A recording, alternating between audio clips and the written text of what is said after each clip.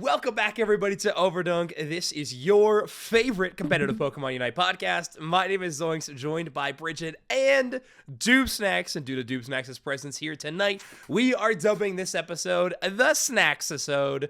Snacksisode? I think that works. I think that rolls off the tongue. Anyway, Doob Snacks, my friend, how have you been? Welcome back to Overdunk.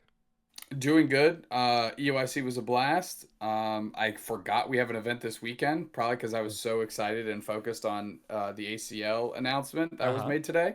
So you know what? Riding high. Sweet. Yeah, we didn't get your thoughts on EUIC. 3 quick rapid thoughts on EUIC. Your favorite thing, and then a couple more stuff. Favorite thing. So there's just so many good highlight moments. That was definitely my favorite thing. Just having Peru LG in the finals was a favorite thing. And overall, the competitive scene is getting the gap between the best team and the second best team has shrunk, in every region, which is super exciting. And special shout out to OC for making day 2 for the first time since World Year 1. Yippee! Yeah, we didn't praise them enough on that recap episode because we were praising everything else, but shout out OC. Yeah, because Kyrgios was on it, and he shut down OC, so it was a whole thing. Last episode. It was drama. It was a big drama episode. If you missed that one, go check it out on Spotify and YouTube. I listened to that one. Okay, Bridget, how about you? How was your last week been? Pretty good. I've only been playing ranked a little bit, but remote is so back. Everyone hates it, but I'm kind of here for it. Yeah, you're the lone remote supporter out there. It's kind of epic, actually. Yeah, I think I tweeted, every time you hate on remote or something, I grow stronger. Yeah. And I think it was Black CH replied and was like, you must be stronger than Goku at this point. I was like, yes, God. It was pretty good. A lot of people, I think even Eeyore tweeted out a screenshot because your tweet showed up right above Dupe Snacks, who was like, remote his ass in all caps. That was one of my best tweets in the last 2 years, was me just putting remote is dog shit, LMAO. And it was just one of my most banger tweets, apparently, within the Pokemon sphere. It really got legs behind it. Took off. The community is really uniting. Yeah. I have such mixed opinions on that map because I genuinely can't call it bad in every facet, because there's parts of it that I do like better than Thea, but I do miss that. It's a whole thing. We'll talk about it more in the episode because we actually have a lot to talk about on this week's episode. Pokemon Day was this last weekend. We made a few predictions on our episode last week. A few of them kind of came true, actually. We had some really big announcements in terms of competitive and kind of broadcast stuff that we're excited to talk about. The meta has shifted thanks to a really wild balance patch that we got from the Unite devs this last week. Suicune has hit the game and released. Right, exactly. Suicune has hit the game as released. We need to give it a report card. That is happening. We are sticking to our one segment that this show has. And then, of course, we have a huge Unite tournament coming up this weekend with the final stretch qualifiers for every TPCI region. So every region of the West. It's going to be a lot to talk about. So let's jump into the first and foremost thing was Pokemon Day this last weekend.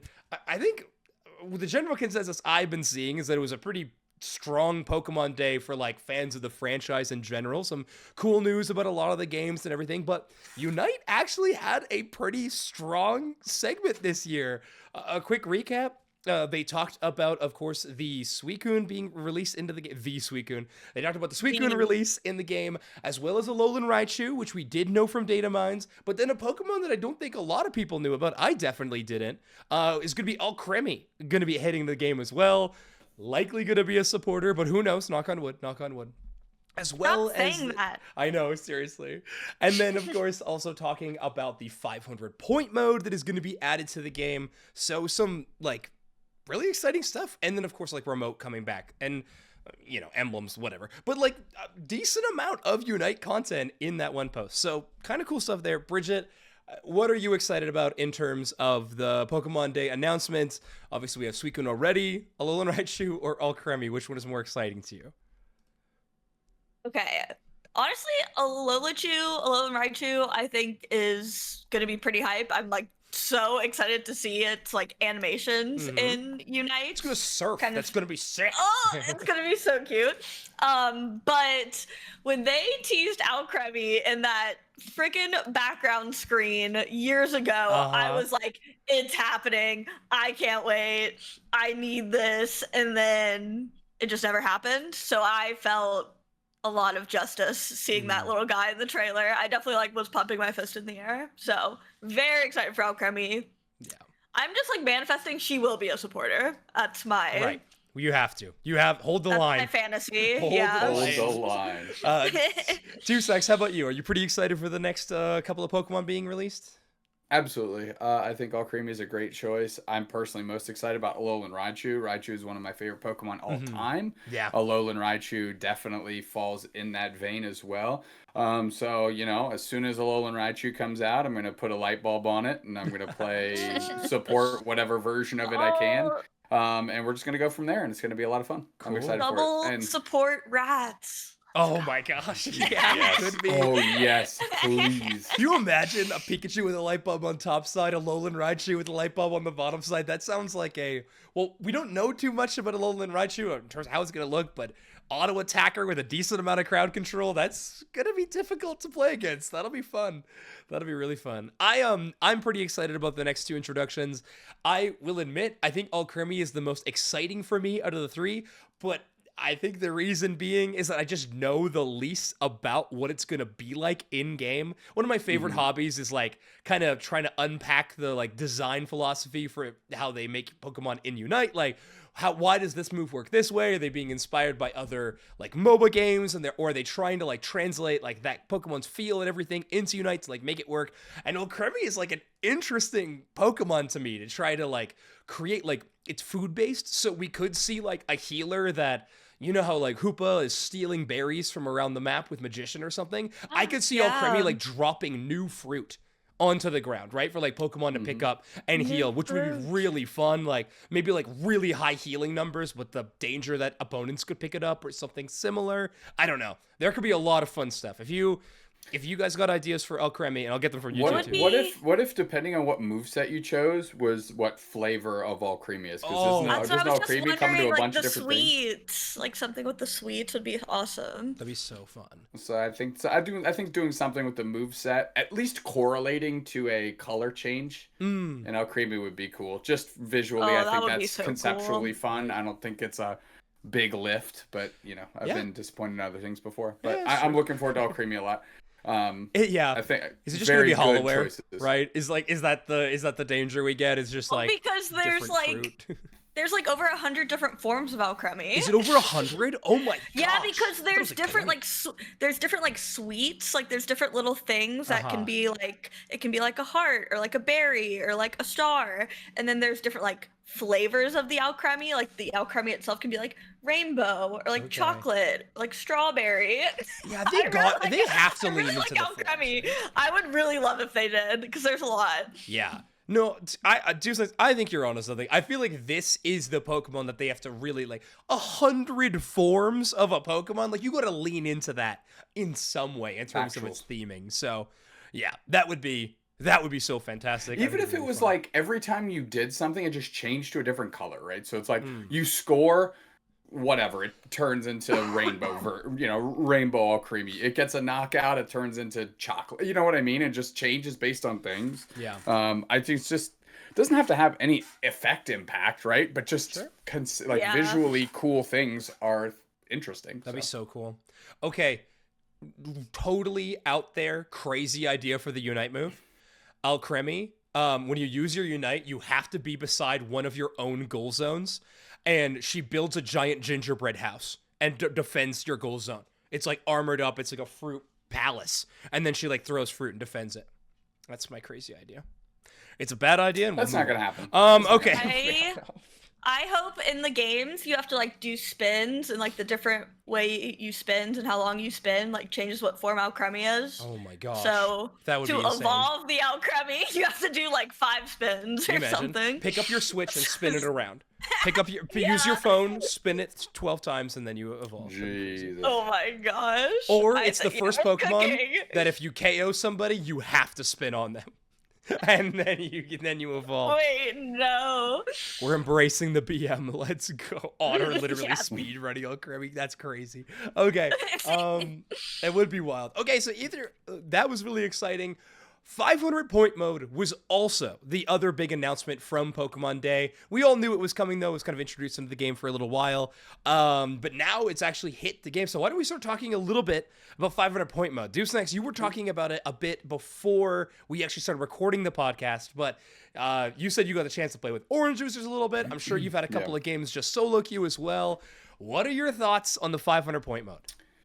It's currently hard to judge, but my preconceived notion from the first time we've seen it has definitely materialized to be true. If you get ahead, and you know just a hair more about the game, last hits, stuff like that, you can get an insurmountable lead in levels, and you can do it pretty quickly.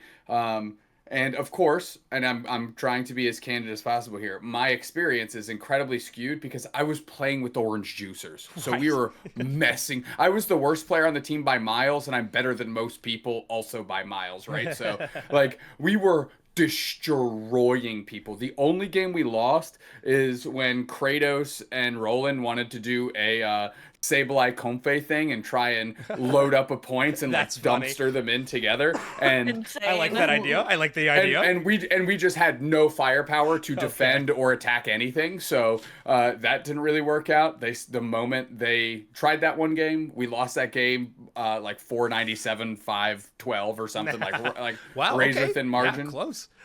And then after that, I literally played a different Pokemon every single game. Everything felt awesome because I was 4 levels ahead of everybody. So I was just destroying. So it's tough to tell, but it is one of those things that I think skill disparities are going to become evident faster until more people figure out the mode, which is just a natural progress, I think. Like, I think that's a natural progression through. Okay. So fun factor. Do you find it really fun, or do you find it not so fun? Where you land on that? I mean, I enjoyed the time I was having because we were winning and we were just goofing off. So I was doing whatever I wanted. We were winning, and that conceptually in a video game is fun when you can play it however you want and find positive results. Totally. So I definitely had a great time there. On a more competitive axis, I don't know. Sure. But my initial foray in with my very niche experience, I had a good time. Great. Bridget, how about you? What was your experience like either watching it or playing it yourself? Yeah, I haven't had a chance to play it yet, but I have been making all my friends who I watch on Twitch play it because I think it's interesting and I think it's kind of fun to see their reaction. And I actually got one of my friends, shout out Ghosty, to play it on his stream yesterday. He like hadn't seen anything about it, hadn't tried it yet, and I was like, oh, I'd be curious to like watch your like first time playing it. And of course, yeah, he had no idea what was happening at all, and it was and that part is very funny. Like, he sees a Stantler come up and he's like, what's happening? So I don't know, and it was like they were losing, they like, you know, lost the first zap but defended and like came back and like won, and so it was just like a very cute like first experience. And actually, like, a lot of his chat was like really positive on the game mode too, and we're like, oh my gosh, yeah, it's so fun, like try it. And I was like, wow, Unite community like kind of seems happy, like let's go. Like, I'll take this. A rarity. Yeah. So yeah, honestly, like from a watching perspective, I've been enjoying it, but also agree with like Dupesax's point. I haven't really watched, like, I'm sure in a competitive setting it's very different, and yeah, right now it's just kind of people like trying things out, but I like it. It's probably like the first casual game mode I've like am actually very interested in. So yeah, I think that's right where my sentiments are too. I find it just a blast. Like, I was talking to Bridget before we even got into the episode here. When I like sit down to play a couple games on Unite, I usually end up playing like an even distribution of ranked games and first to 500 now. Like, I'll sit down and I'll play 2 ranked games, I'll play 2 first to 500, and then you put the game down and wait until later or something like that. But that is usually my play pattern. I find it so fun. I think the game mode is really exciting. You mentioned, like, just a second ago, Bridget, that the moment that, like, you start losing, a Zapdos is coming, but your team like rallies together, you take down a Zapdos push, you knock out 3 or 4 of them, and you charge back the other way, and you start making a play on the other side of the map. Like, those moments are truly so fun. There is some things in the game that I would like to see change. I do think the games are, like to what Dubes Nice was saying, can be just way too lopsided. Like, insurmountable leads are absolutely a thing in that game. And yeah, there's a few things I would adjust, but overall, I think their first foray at it, at putting it in our version of the game, obviously a China mode staple, but putting it in our version of the game, I do find it extremely fun. There's some things I'd like to see change. I've been talking about it a little bit online, but I would love to see basically every objective wild Pokemon on the map just amplify their health by like 3 times at least. Like, let's give people a little bit more time to see someone hitting an objective. We can try to rotate, steal it, something like that, rather than if someone's hitting an objective, it's gone in 2 seconds and it wasn't even like worth trying to move towards it. So stuff like that. But overall, I really do find it so fun. And yeah, the way it exists in game, just as a casual game mode right now, I think it kind of works. Like, it's a good time, and people enjoy it. So, honestly, yeah, more reasons for people to have more ways to play the game is always a good thing, in my opinion, especially like 10,000% in a Pokemon audience, right? I think Pokemon Unite is a very weird game for just a regular Pokemon fan to pick up and just like, you know, I like Pokemon, I want to try this game. There's so much to know and try to understand to be successful in Pokemon Unite. So having more avenues for just like casual arcadey play at the moment, I think are great. So big fan of 500 point mode, and glad Pokemon Day was talking about it a little bit. So I'm excited about it. Future for competitive in that game mode, I think it could exist, but I do think we need to have some changes to the game mode overall and things like that. But overall, I'm pretty positive on it. Any more thoughts on first to 500 point mode before we move on? I hope if it's next season's competitive game mode that they announce it at the very latest Worlds. So teams have a real opportunity, and that's actually, in my opinion, not even long enough. I think that's the latest. I think it should happen much earlier. But if we want to have some sort of competitive international scene, right? Because as we know, everybody plays themselves competitive, but they end up being pretty incestuous in that fashion. If we want to have a very competitive international scene, you need to get these kids focused on it as soon as possible. But it's tough because everybody is so focused on what they have in front of them now. Perfect example, you know, we saw the Fallout, right? We're in remote stadium and 500 point mode came out, and you have a bunch of people like, you know, like LG, well, I'm going to compete in ACL for real stuff, and I have no access outside of, you know, dedicated scrim blocks, right? They can't like just jump in and like grind out certain characters or whatever. We even saw people focused, you know, for the final stretch play-ins that are like, man, this is not awesome timing for that. So while I sympathize with that, I just hope that if the transition is going to happen to 500 point mode, that we give these players enough time to mentally download what's going on, so that we can have a real competitive season. Because like I said, face value, if we take it and we have some lopsided stomps, it's going to be miserable to watch. Games are going to be over in 6 minutes. There's going to be nothing to talk about. It's going to be an absolute rinse fest, and the only highlight you'll be able to talk about it is at least we were on the hook for 6 minutes instead of 10. That's my ask there, but I think it's a good step in the right direction. Cool. Overall. Yeah, I agree. Let's talk a little bit about remote being back, and everything, and this event that Unite is doing with a return to remote stadium. It takes over the ranked ladder, and it's stuck around for 2 weeks. In my personal, is it gone yet? No, I think this Brutal. like weekend Vicious. or Thursday, one of the two. Either way. Terrible either way. Okay. Well, yeah. Here's the thing. I genuinely think it's a fun idea. A throwback playlist, I think, is a cool thing. I would love for them to do like the winter mode map as well, like bring back like remote with Articuno or something. But yeah, I see Landon saying it in chat right now. I think a weekend event would have been awesome. you know? I think 2 weeks is fine in a time window. Like, you mean without tournaments near it, is what you're saying? No, you make it 2 weeks and you say from noon to 5, it's remote. Oh. Okay. And then outside of that window, it's Thea Sky Runes. So people can log in and play in ranked at that time. And if they don't, then that's fine. They can just wait the clock out. Honestly, I like that because I feel like if you make it like a weekend, I don't know, and you're only doing it like it's only just for Pokemon Day, like obviously how this was. Like, I know people were mad about the timing, but it's like we are part of a bigger picture, and I'm sure Pokemon was like, this is the day, it's happening then. You know what I mean? So, and I like the time block thing because if it's like over like a weekend and let's say I really wanted to play, but I'm like busy that weekend, I don't know if 2 days is necessarily like enough to attract like those casual people who would be more willing to jump in. So that's why I do like the 2 weeks, but like different times of day, because you more than likely have at least one day that week. That time probably works for you. So that makes sense. I don't know.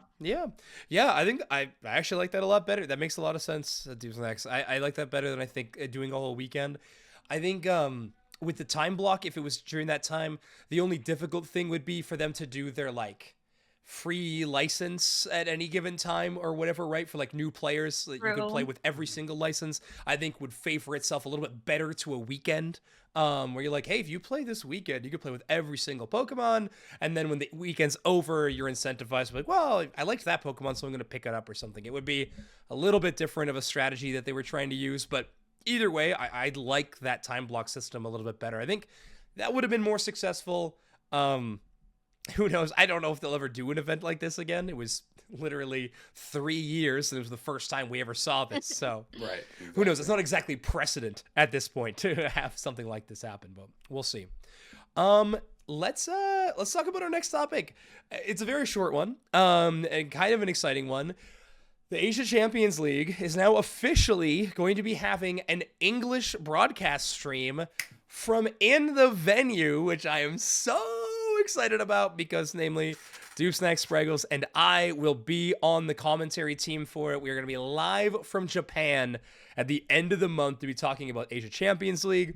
We've talked about it so much on this podcast, but it's going to be one of the biggest events of the year. Obviously, all the best talent from the East competing against, I guess, Luminosity Gaming as well, competing in person in currently the most popular place to play Unite in our entire world. So, or at least outside of China, I suppose. In Japan, it is going to be so crazy. Debut of the Chinese teams. Hopefully they can make it to Japan. They weren't able to make it to EUIC. So hopefully it's able to work out in that way. But it is truly going to be such an amazing event. I can't wait. Bridget, I know you co-stream. It's also going to be a UCS monthly event as well. Are you planning on going live for 48 hours that weekend? Absolutely not. Okay. I would love to watch party your guys' ACL stream though. Like, I was kind of excited to watch party ACL anyway, but I don't know if they had an English broadcast last year. They did. Yeah, they did. Okay, I thought Dan Lee and crew was on it. Yeah, so it's always nice that they have that, but I'm just so excited that you guys will get to be in the venue and like host it. So I'm hype. I'm definitely gonna try to make it happen because this is pretty huge. It's like your guys' first time like casting a Eastern like event, basically. It is. That's crazy.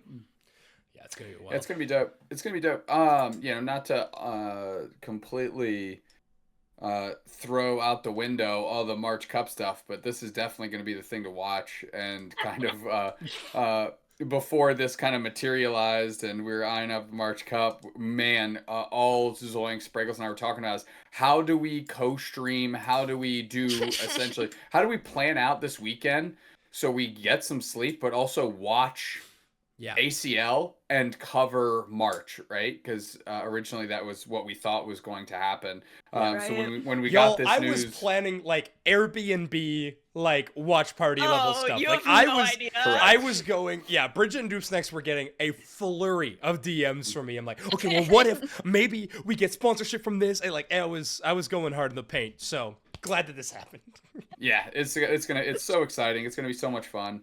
We're not too sure what the approach is gonna be yet. If it's gonna be watch party, if it's gonna be casting, it's gonna be a combo. But either way, it's gonna be a great time for sure. Mm-hmm. Obviously incredibly fortunate, incredibly lucky. Not gonna miss the opportunity to do the best I can, of course. So it's exciting. It's gonna be awesome. And So luckily exciting. for me, it won't be fearless draft. It'll just be normal. I'm so excited Oh, about I that. didn't even think about that. I forgot that was finals last year. Oh, yeah, it sure That was. was Oh my a gosh. ride. That was a little rough. Yeah, I was a bit of a stick in the mud about all of that last tournament, so I am pretty excited about just, good old Day of Sky Ruins at the end of March. It's going to be awesome. I personally am so excited about it. But who knows what the actual metagame is going to look like, because we had a pretty off-the-walls patch in this last one. I think was it Assault Gate? Was that the Assault break? Assault break. Okay. Assault is right. Because I had a good tweet. I said, "Yeah, this is assault. Please give me a break." Please, of course. How did I forget the triple platinum tweet? Okay, you're Yeah. right. It is Assault break tweet. Meta.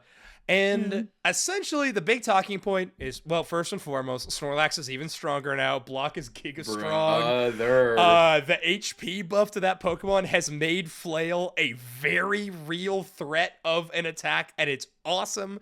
I hope that is what we see a lot of defender play in this weekend's tournament, is Flail Lax that would actually be so sick. But we'll see. The other, more probably important talking point is 4 Speedsters got a host of buffs as well as a brand new stat.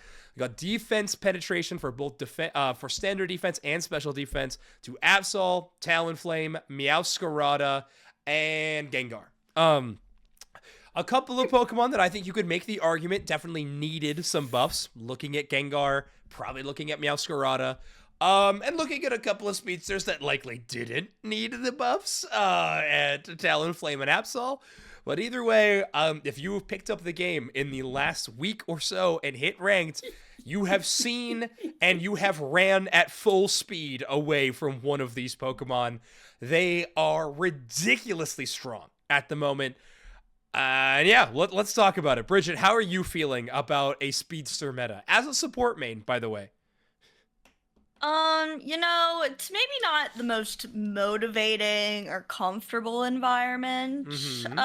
However, I was a pretty big Meowscarada enjoyer before I felt like she was pretty hardly nerfed. So I'm actually kind of excited to maybe get back on my Meowscarada grind. But aside from that, Absol being maybe the best Pokemon in the meta also being on remote is very it brings back a lot of bad memories. Yeah.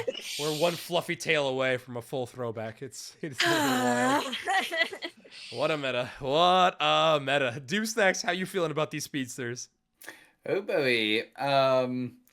Yeah, as also a support player, all I did when I was feeling back against the wall is just Blissey, Safeguard, Helping Hand, let's get after it. But in all seriousness, as a support player that likes to play the non-healing support support characters, it's actually really good for that.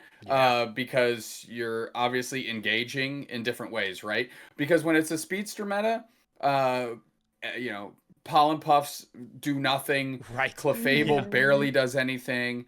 Eggs don't do much. You start thinking about all these healing options, and they don't work fast enough to deal with the Speedsters, right? So how do you combat that? It's with literally all the other cool stuff that we get to do. So like support wise, it's pretty liberating, because if the Speedsters if it's just a Speedster brawl, then it's like, yeah, Sableye gangster shit now, right? Yeah, so that's like cool. Awesome. So from that angle, it's pretty neat.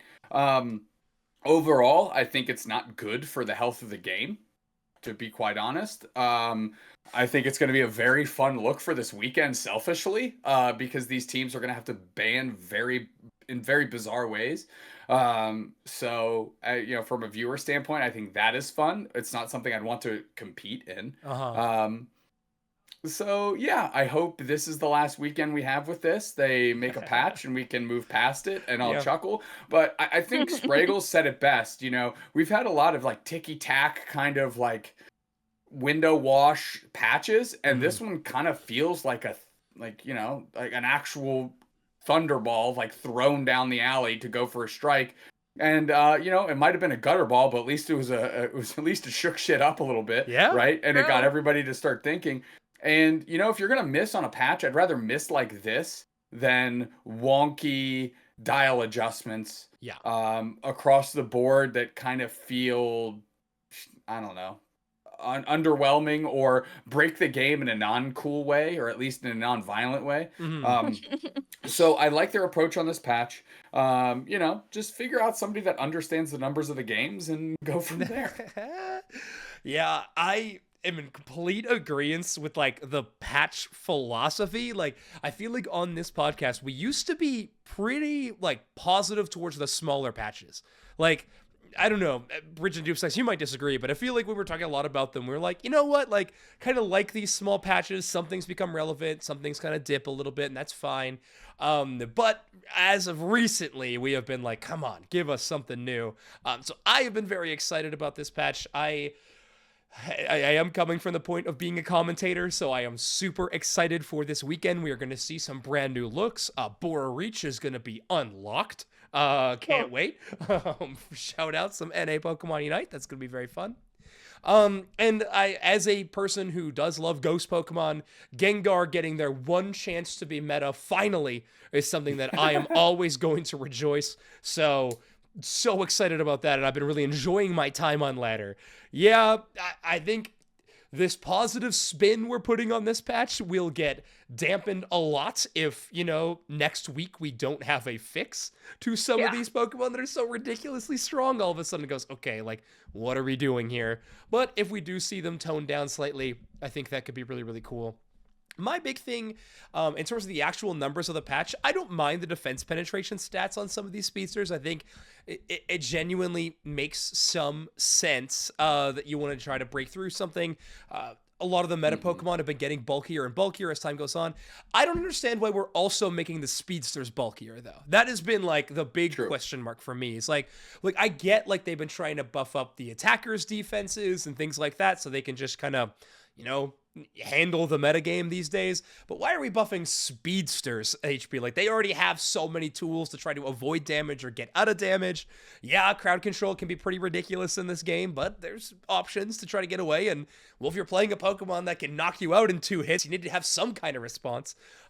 So I feel like that philosophy was a little strange. It was like, we could have went either direction. We could have made them bulkier. We could have made them better at taking down higher HP targets, and they did both. And I think that might be the most egregious to me.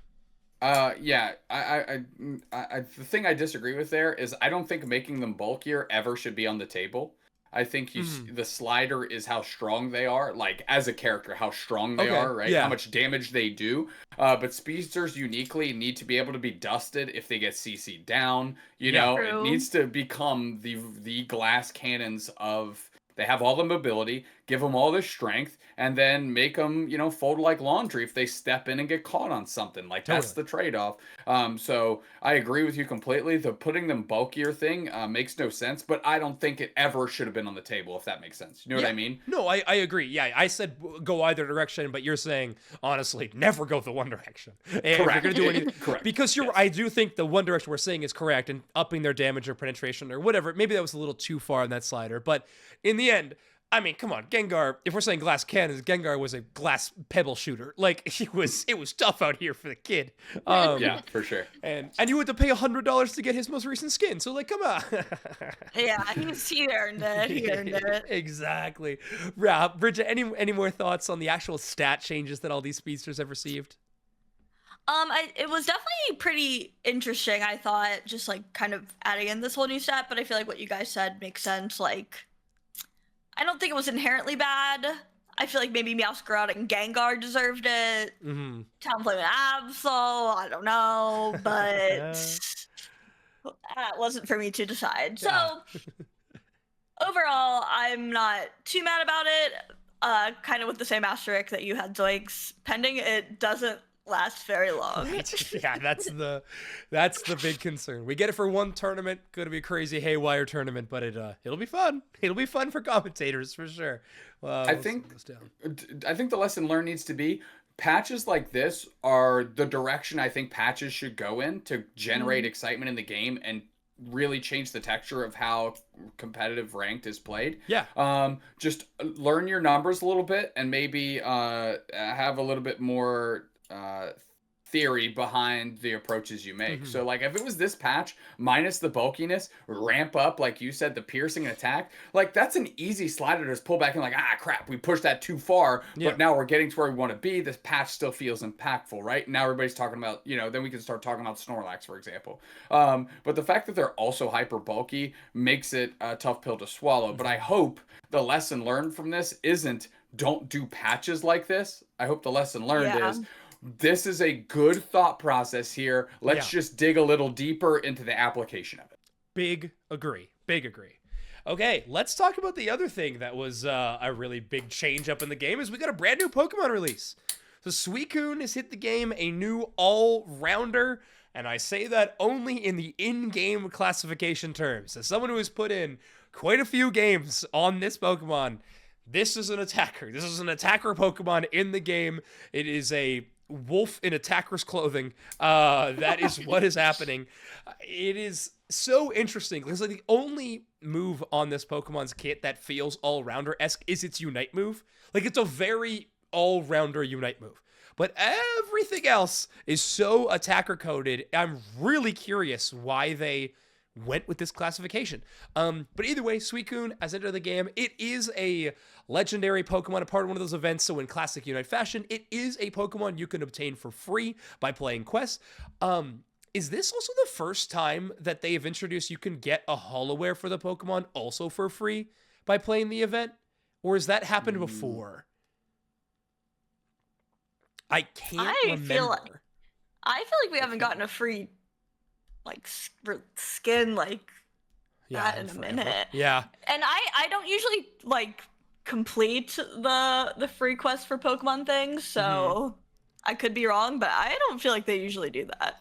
Yeah, I didn't think so either. So either way, pretty exciting news. It was actually kind of exciting for me because thank you very much to the Pokemon Company for giving me a license code to play with Suicune. I'm having a lot of fun with it. But now I still am playing the event though. I'm still rolling the dice. I'm looking at what Pokemon I have to play in my 500 point mode rounds so that I can roll the dice again and keep moving. Because then I can get the free Holoware. And I'm like, that's cool. I like that. That's like really fun that you can play. Oh, people are saying Darkrai was also available on there too. That makes sense. I was like, I think it might have been there before. Okay, but I think that's a really cool idea. It's fun for these events. Obviously, it's a pretty lofty goal. Like it's a lot of tokens to get both those things. It's probably more for, hey, if you get the license, then you can get the Holoware via the event. But either way, a pretty cool idea. Suicune, in general, though, thoughts? Deucex, we'll start with you. Have you gotten the chance to play it at all, or have you just played against and with it? I've played against and with it. This is kind of a collateral damage to the patch. I just think it's tough to play right now. Yeah. It really is. In any meaningful way to make you feel good about what it's doing. I never felt imposed on by it. I never felt like the Suicune on our team was a game-changing player either. So, jury's out. Okay, gotcha. We'll definitely get more into the nitty-gritty when we give this Pokemon a report card in a little bit. But yeah, overall thoughts, jury's out. It's a little tough in this current metagame for sure, because it's an attacker. Bridget, how about you?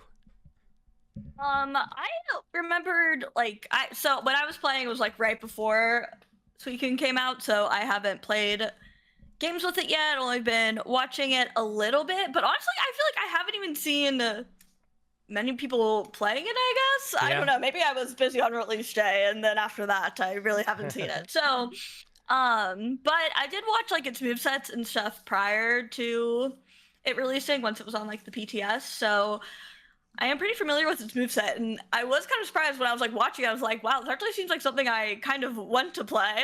Yeah. So I'm always kind of waiting for it to be available for tickets and not just gems, because it does seem like kind of fun, but yeah, also to Sax's point, if it plays like an attacker, this maybe it's kind of getting an interesting release with it not only being this like speedster meta, which I feel like are pretty rare. We have like, I mean, I don't know if we've ever had 4 speedsters kind of running rampant. Yeah, and no, running never the like metagame this. Yeah, it's usually like, oh, Absol's a problem, okay, or like Comfey, Meowscarada, like something like that is terrifying, but never 4 of them.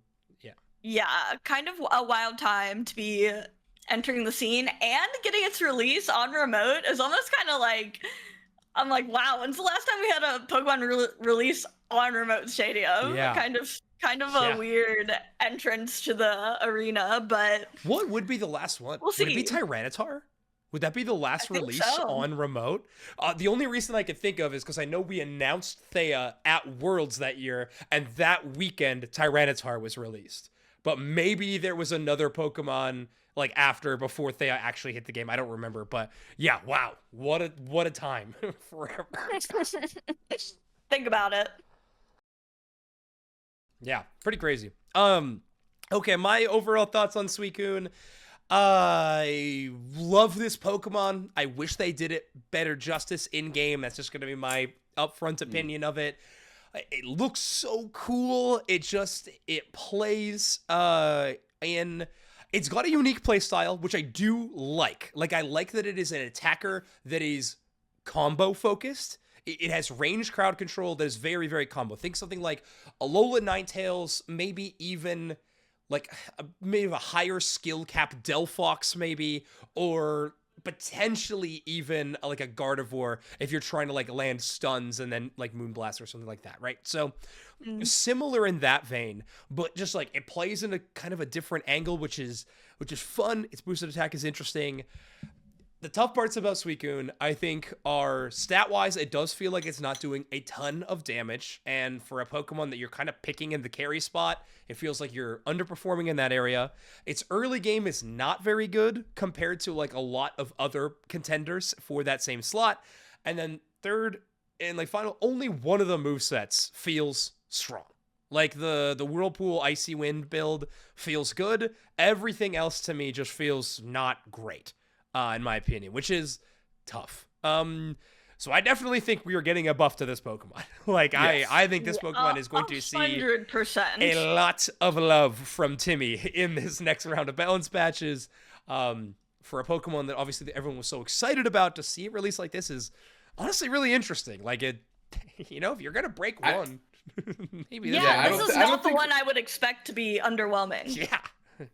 And you know what? I'm not saying it's not. I'm just saying maybe it wouldn't be as evident if it didn't come off the back of this Speedster patch, where it's just like it has no chance. Right. Yeah. Maybe not a fair. It's fair shout. Okay.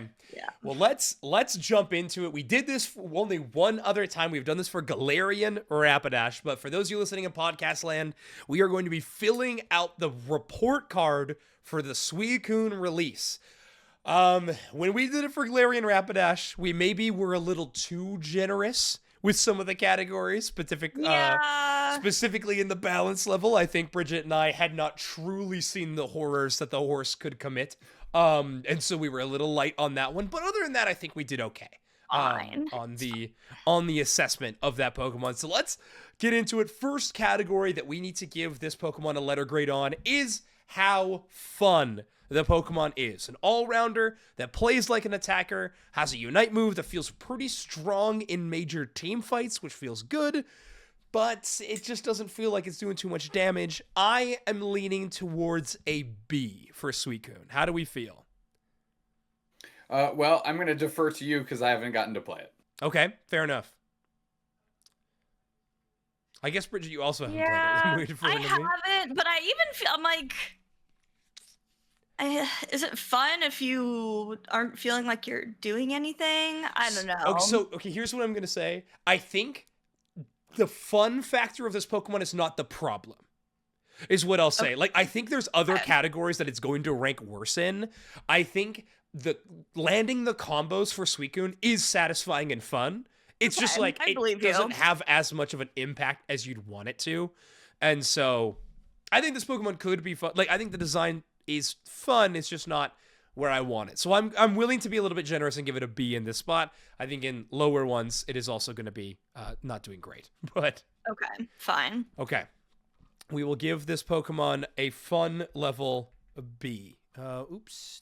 How did I do this No before? S tier.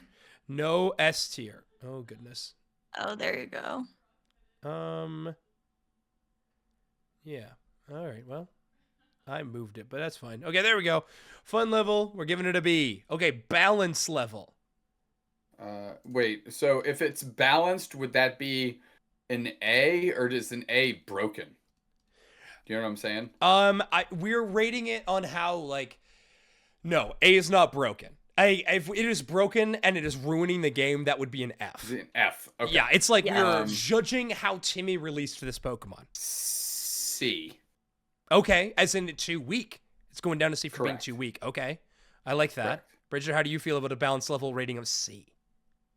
I feel good about that. Okay. I keep wanting to add a minus. Like when we were Yeah. talking about fun, I'm like, I want to say B minus. Fuck and now Suicune, C minus. I don't know why. And then with this one, I was like, I really want to say C minus, but I have All right. no reason why. Okay, is fun going also to a B minus? No, I'm No, arguing for no, B to it's stay fun as the minus. standard level grade. Okay. Yeah. Okay, flavor/theme for Suicune. From what I've seen, it seems on brand. Yeah. My heart tells me a B. Okay. Yeah, I feel like it does, he's a water beast. Some Right. may say dog, some may say cat. It's got retractable Um, claws. It's a cat. Oh, okay. Okay. Pardon me. My bad. Flavor theme S tier cat. Yeah, it's a cat. I do kind of have a high expectation, I feel like, of Suicune, so I don't feel like they did a bad job, but he's not as mighty as I feel like he maybe could have been. Okay. He's So really small. he is small. Here's the thing. I would be willing to give it A because I think the water ice flavor is done well. Like, it doesn't feel like, obviously Suicune is a water type Pokemon, but it doesn't feel like it's just using water as a part of its kit, and it doesn't feel like it's just using ice. It genuinely feels like it's a balance between the two, which is not always easy. You know what I mean? Like, I feel like Lapras can kind of walk that line too, but Suicune, I think they did rather well on that, but I'm not willing to give it A. It's not fast enough, in my opinion. Like, every time you see Suicune in any clip, it's like running. You know what I mean? Like, it's one of those Pokemon that it's like, it's traveling all around Johto when you're trying to look for it. Like, it's a roaming Pokemon. Like, it should have been faster. I think B for flavor/theme. Bridge, you want to throw a minus on there? I was really thinking about it. All right. B-minus. Okay, B minus it is. B minus it is. Can't argue with that. All right. I'm overcompensating for the glaring Rapidash. Fair. Oh, yeah, that's true. Okay, solo queue viability. Reminder, this is a report card for this Pokemon upon release, not like in its lifespan. So, right now, what do we give it for solo queue viability? C minus. C minus. Okay, I was Damn. willing to dip down to like D. D? Whoa. D. Not All right, passing. I'm down. D minus. Yeah, does D? Do we have to give I'm it not. a No. D? I hold the line. Do we have to give it a D if it's below 50% win rate? I guess we don't have that data yet. I think did someone post the data? I'm trying to remember. Maybe there was the weekly data. Yeah. But dang, it's who's to tough out say? there for Suicune. I mean, maybe it doesn't deserve D. You know what? D plus. D plus. Okay. Plus, D plus. D plus. It is so funny because it's a Pokemon that you can win games with. Like, you can do well. It just feels so much harder than having like so many of these other Pokemon on it that it feels like that. Okay, competitive viability. F. Yeah. I don't see a purpose to pick this up right now. At all, actually. Yeah. Like, at all. Genuinely. Would you like have to play it in jungle? Like, is this early game? You wouldn't. You would select a ham sandwich over there. Okay, well. I think F's fair. Listen, like the best part of its kit is just its Unite move, which is just Blaziken's overheat, but worse. Like, I mean, see. Yeah, gosh, man, tough report card for Suicune. Yeah, not with such a twist, you know. Yeah. Not what I ever would have. Usually the Pokemon Day Mons are pretty overwhelming. Agreed.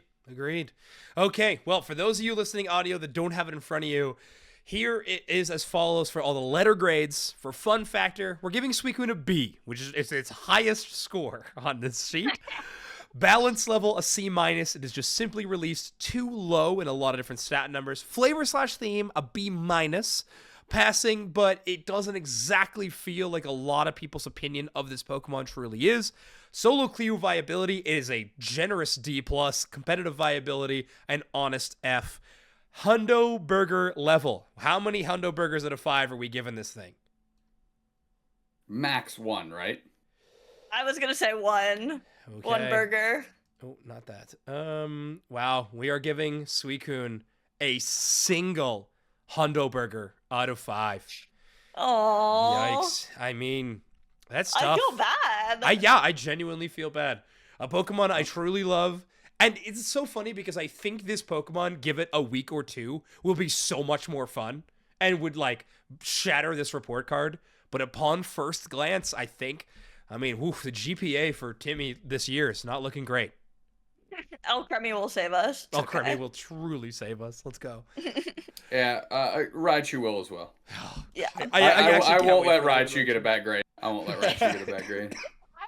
Right in for the horse. I'm not gonna lie to you. To be fair, when we made that, I hadn't played agility, so that was maybe that's an oversight. Exactly. Hey, it Did happens. you say you hadn't played agility? No, I was playing the other move like all night. The Smart the Strike or whatever. Yeah. Okay. I was like, huh.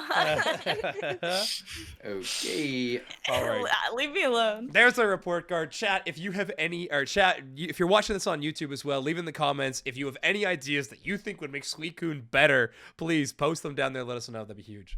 Okay, our final topic of the night is just going to be final stretch qualifiers this weekend. It is an interesting thing. We've talked a lot on this podcast about teams to watch and things like that for a lot of these upcoming tournaments. But at this point, there's a lot of the same faces that are going to be making it into the top 8 and of these regions. And this is an important tournament to be playing for. The winner of this tournament gets the travel award to NAIC to play in New Orleans to the final stretch tournament, which of course the grand prize for that one is going to be a spot at the World Championship. So very exciting. You get that chance to go play for that. That means, you going into your regional tournament that will happen before that, in the back of your mind, hey, at least we got another shake at this. We'll be in the running for one. That is pretty exciting. Not to mention this tournament also has championship points associated with it. But so instead of talking about the teams and things like that, I think we'll definitely break down on next week's episode some of the breakout teams from this tournament in the regions we end up talking a lot about, like Europe and North America.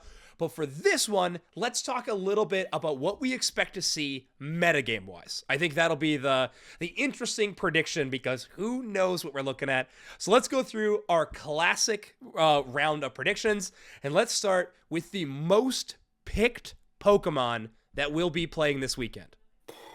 And I believe at the point of recording, I have not heard anything on Hoopa. I'm pretty sure it is not banned for this weekend. I think. Oh my god.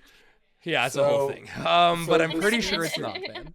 So the Speedsters throw a bunch of things in the mix. Yeah, 4 uniquely shaped wrenches into the mix for sure. If Hoopa is not banned, like Hyperspace Hole banned, I think Hoopa will be the most picked because Blissey is more bannable at this point because the Speedsters are going, which I think by proxy makes it like the premier support to pick up. Okay.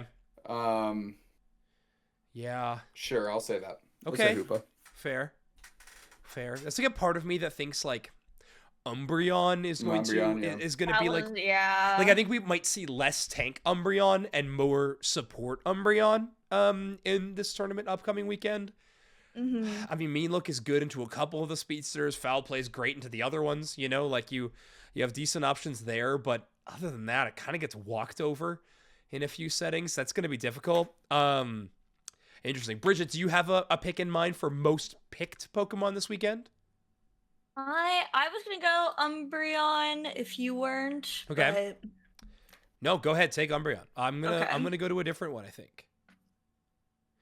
I think for most picked Pokemon, and I think we're probably largely talking about North America for this tournament, but EU is usually a very similar metagame.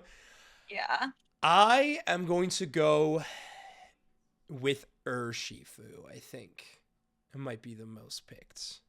I like that. Most picked? No. I gotta back off. I'm already backing off. I'm already regretting that decision. Oh my god. I'm regretting the decision immediately, and I apologize to everyone who took that as canon. I am immediately walking it back, and I will see the most picked Pokemon. I'm also saying Umbreon. We're both saying Umbreon. Two Umbreon choices and a Hoopa choice. That's a really good choice. Yeah. I'll change mine. I'll say Psyduck. Oh, that's a great choice. How did I not think about Psyduck? I like that one a lot. Okay. Resident. I tried to give it to you something else. Yeah, I know, honestly. Resident most win rate holder, right? Psyduck's still holding on to that mantle after EUIC. I think that's probably true. I can't remember. I but have the I stats. I will pull them up right now. But we did just talk about them. Speaking of win rate, what does everybody think the highest win rate Pokemon will be? It was Urshifu, by the way, with highest win rate in a USC. Nice. 76 win rate percentage. Psyduck had 74% win rate. Thanks, Trainer and Overlord. Yeah, who won that tournament, I wonder? Yeah. 34 picks. Okay, so we're going with highest win rate. If you do want, I can give you the rest of the EUIC stats. Obviously, the metagame's changed quite a bit. I think I know who I want to pick. Oh, okay. Go. What do you got? Yeah, lead the charge. Aegislash. Okay. Aegislash that's going actually what there. I was thinking about, too. Interesting. I think he's a pretty good speedster counter. But okay. probably one of the speedsters maybe taking this one. Yeah. I think it's a good one. Though. I think Aegislash is a good choice. It did have a rougher EUIC, only a 46% win rate percentage at EUIC. So it looked strong, though, at times. Like, when a good player had Aegislash, it was like, whoa, okay. That's a good one. How about you? I need Overlord on the Aegislash. Yeah. That's good. Then we'll be cooking. I'm gonna be lame and I will say Psyduck because I don't think it's gonna get banned. I think it's gonna get prioed and fair. Yeah. I'm gonna put Urshifu here. I think Urshifu was a back-to-back highest win rate in the game tournament weekend. I think it's gonna be extremely strong still. Urshi got a little nerfed, didn't he? Wicked Blow did, right? That's a good point. I think so. That's a really good point. I don't know if it's enough, but... Okay. That's a really, really good point. Okay, final one. What Pokemon do we think is going to be banned the most? EUIC stats, Blissey was the most banned at 63% ban rate. Inteleon right behind it at 56. Psyduck at 52. Everything else under 50%. You're going to be like Blissey or one of the 4 speedsters. Okay. You're going Absol, you think? Yeah, just for fun, I'll say Absol. Okay. Absol. I think that's smart. I can do the I'll say Blissey. I don't know if that's like obvious, but I feel like that's... Yeah. I feel like it's a pretty solid read. I think it'll be likely... maybe Comfey, honestly. Dude. Yeah, that's fair. That's fair. I will put my foot in the... I'm going to put my foot in the Miraidon camp. What? What do you know? Okay. I don't know. It did make the graphic in terms of most bans. I don't know. I think it's still like one of the only attackers that's still relevant in a lot of these matches. So it probably won't be the most banned, though. It's probably a dumb idea. You know what? I'm changing it. Oh my god. We're going Psyduck. We're going Psyduck for most banned. So Zoinks locking in the Psyduck for most banned. Okay. Out of the 4 big speedsters, the recently buffed ones, Absol, Talonflame, Gengar, and Meowscarada, which of them has the highest win rate? I think Talon is going to be the most likely one to get through. Okay. Talon and Gengar, and I think people just have more reps on Talon. Okay, so you're going to give Talonflame the highest win rate? Yeah, so I'll pick Talon. Yeah. Okay, I like that. Bridget?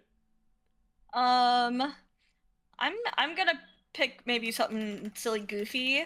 I am gonna say Meowscarada. Yeah. Because I'm basing everything off of what Overlord likes to play, and I do know he kind of likes Meowscarada. I think he maybe likes all speedsters, so could go either way. But I hope the Meowscarada enjoyers come out. And honestly, in ACL in Japan, I think it was Oja was playing like a ton of Meowscarada pre it getting buffed, and it was looking like they were playing very insane things, but they were making Meowscarada look good, and then it got buffed. So I'll cope on Meowscarada. All right, sick. I am gonna go with my boy Gengar. My can of copium to intake is not next to me, unfortunately, but I still am going to lean into the Gengar choice. Let's go. It's gonna absolutely crush it. Also, Curios is gonna play, and he's gonna be the best Gengar in lobby, I believe. I'm not just saying that for sure. But it'd be cool if he did. Yeah, I think that's good enough predictions for the final stretch qualifiers. You know, I think we've kind of hit what we can talk about. Like I said, next week's episode will definitely be breaking down the tournament, of course, the Pokemon, the meta choices, but also what teams were looking good, what teams were. What does EU look like now that Nouns has completely broken up and gotten back together? It's actually, we didn't talk about that at all. But I guess nothing ever happened. So no need to discuss it. In fact, we would just nothing just a blip. Ever happened. Yes. Even though we definitely talked about them breaking up last podcast. Right. There is no war in Bossing Say when it comes to Nouns esports. So great. I think we do have like Sarayu on Komai now, and then I believe Kranix over to that Gen 5 roster. Yeah. So that'll be interesting. I mean, just a bit of a carry player trade. We'll see how that goes, but yeah. Okay. Other than that, any other things we want to talk about before we close up shop tonight? Doofsax, are you wearing the EUIC Psyduck shirt right now? I am so jealous. It's so good. It's so good. I just saw the peak of it. Nice. That's all I had. This is an incredible sweater. I can't believe I didn't pick that one up. I'm so foolish. But it is what it is. Okay. Big misstep on your part for sure. Truly. Every single time I step into the Pokemon Center, I always leave there being like, I don't need all this. And then I'm back home. I'm like, I should have bought all of that. Oh well, it is what it is. Doopsnax, anything to plug before we close up? At Big Bridget on Twitter. Perfect. Bridget, how about you? So true. Final stretch this weekend. Yeah. Or final stretch play-ins, excuse me. Right. I'm assuming you guys are casting. Yeah. They've said that, right? Yeah. Go watch. I don't go think watch they the said Unite. it, but yeah. It's fine. Go watch the Unite. Bang. Go watch the Unite, baby. You know what it is. Spraggles will probably call it the play-ons in the opening couple lines, and we'll stick with it for the whole show. Classic.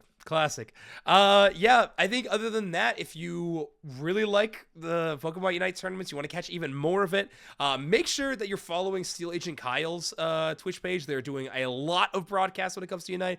They've been doing a lot of the Overdunk tournaments, but now they're also going to be doing a big stream for the open qualifiers that lead into the Sunday playoffs for the final stretch qualifier. So if you're looking to catch some of those games, go tune into Steel Agent Kyle's Twitch.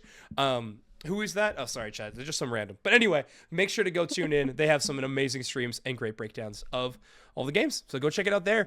Other than that, please tune in to the podcast next week when we talk all about what went down in the final stretch qualifiers, and we really start getting after our focus on the Asia Champions League that will be happening at the end of the month. It's going to be a wild time. We'll see you all there. Bye-bye. Bye.